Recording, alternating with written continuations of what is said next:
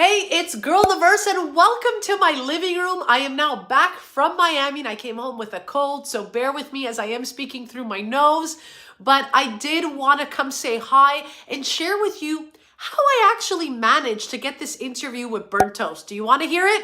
I'm going to tell you right now. I was in Miami for a week for Art Basel and got a text message from a friend asking me saying, hey, can you come to this secret location in 30 minutes? You may have a chance to speak to one of the founders from the Doodles. What do you think I did? I ran. I called an Uber and ran to this said location. Who do I see at this said location? Scotty finishing. He was literally finishing the final touches of the beautiful Doodles mural we got to see throughout the entire week in Miami. And so Scotty has been a mentor for Burnt Toast, who is the artist behind the art of the Doodles. And I got to chat with him about his time working with Burnt Toast, you know, how they came together in Hamilton, Ontario, how this whole art came about, the colors, the context, where the Doodles are going. And then all of a sudden, Burnt Toast just walks by and was like, hey, I'll say a few words. So what do you think I did? Okay. Let's interview Burnt Toast. So that's what happened. And it was just in the moment. One thing I want to help each and every one of you understand is that you only get this one chance. You get this one moment in life. And I took it. And I decided to create this video for you. So if you do appreciate this, I want you to let the Doodles know. Let them know that you appreciate this kind of piece of content, because we want to hear from our founders, because we want to hear from the artists. We want to hear from everyone that we love and appreciate in this space. So please let them know that you appreciate this. And you can help and support me by liking, by following, by hitting the bell, by letting everyone know that you love what I'm doing. This is how you support your favorite content creators. So without further ado, I present you Scotty and Burnt Toast.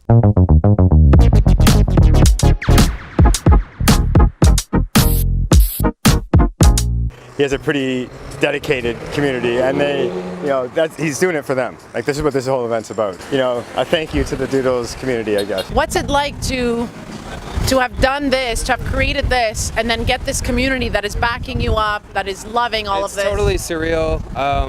Obviously I've always hoped that it would catch fire like it has. I wasn't sure it ever would, but when it did, I was here for it.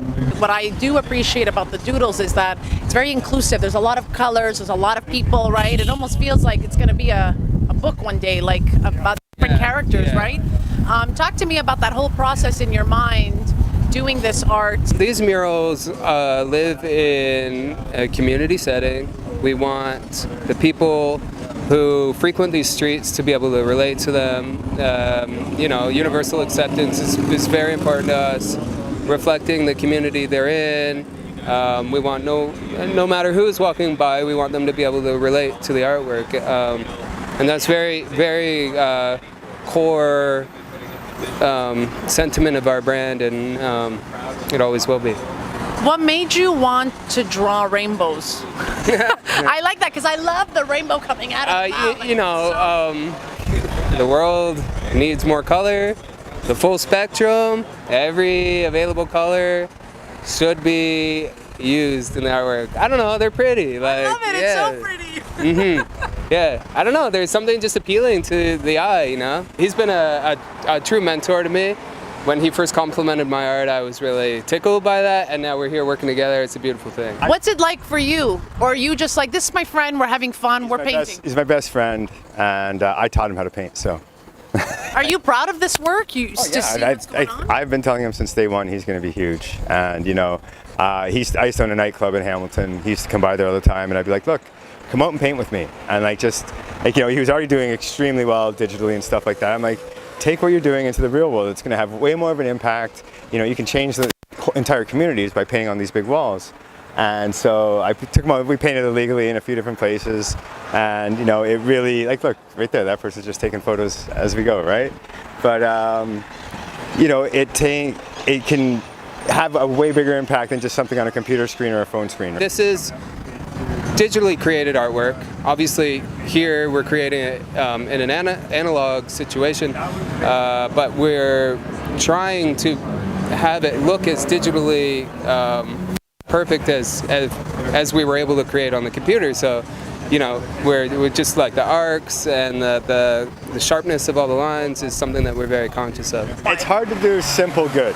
Scott does that very well digitally, but to take that kind of digital, I guess, digital aesthetic and try to put it on a wall with spray paint using analog techniques, it's hard. Like, So explain to me the process. How did you do, like? You're lining stuff out, and then you're cutting. You use white to cut back. Like, you kind of see the lines back there, and it's just fine tuning and dialing it in. And then every time you paint a line, you have to make sure it lines up perfectly. Like this, like it has to look like one consecutive consecutive line. And meanwhile, there's probably a series of 50 different lines, and you have to be like everything has to be perfect. I've gone to jail. I did like 3 months in Canada. For what? For doing graffiti? Yeah. I've been in New York City, in LA, in Havana, and like, you know. You went to jail in all those places? Yeah, and it's, you know, we put a lot of work in to get to this place, and now that it's, you know, we're at the finish line, and now you have all these like grant writers and, you know, people who just see the culture and like, oh, we want to rewrite the rules.